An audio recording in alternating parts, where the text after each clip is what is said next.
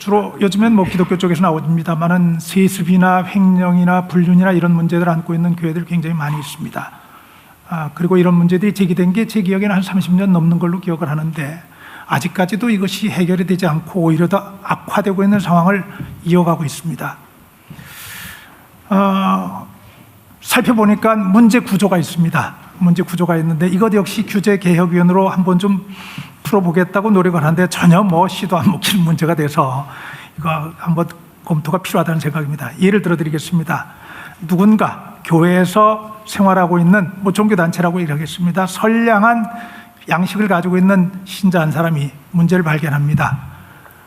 돈이 잘못 쓰이고 있다든지 횡령이 일어나고 있다든지 아니면은 거기 뭐 안 좋은 일이 났다든지, 그런데 이런 문제를 제기할 때는 문서로 제기를 하게 되어 있습니다. 문서를 제기하는데 문서 제기 비용이 100만 원이 들어갑니다. 그러면 문서가 제기되면 그 해당 기관에서는 자기들끼리 위원회를 구성합니다.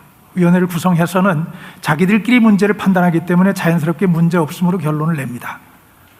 문제 없음의 결론을 받아든 이 문제를 제기했던 사람은 그러면 다음 단계로 항소를 할 수 있습니다. 그 과정에 다음 단계 가는 데는 200만 원을 또 내게 되어 있습니다. 200만 원을 떼고 그 다음 단계 가면 그 다음 단계는 그 지역에 있는 종교기관들의 대표들이 모인 것이 그 다음 단계입니다. 당연히 거기에서도 문제 없음 결론이 납니다. 100%라고는 제가 자신 못하겠습니다. 대부분 경우 그렇습니다. 그 문제 항변해서 다시 다음 단계로 올라가려고 하면은 이번엔 300만 원을 또 내게 되어 있습니다. 이런 말도 안 되는 절차가 계속되는 동안에 문제를 제기했던 사람은 뭐 힘들 수밖에 없죠. 그리고는 포기를 하게 되지요. 그 조직 내에서는 낙인이 찍히고, 그래서 그 사람은 결국은 단체를 떠나게 되고, 떠나게 되면은 이런 문제들은 더 심화되고 더 악화되면서 문제가 계속됩니다. 이게 지금 문제 종교 집단, 문제 교회들 뭐 이런 데를 둘러싸고 있는 구조의 핵심이라고 말씀드릴 수 있겠습니다. 네, 약간 압축시켜서 말씀해 주시면 감사하겠습니다. 이제 결론을 말씀드립니다. 대통령께서 특정 종교긴 하지만 통일교 문제에 관련해서 강력한 의지를 가지고 종교 본질 이외의 문제에 대해서 문제 있는 부분을 이렇게 살피고 있는 부분을 굉장히 의미 있게 지켜보고 있습니다.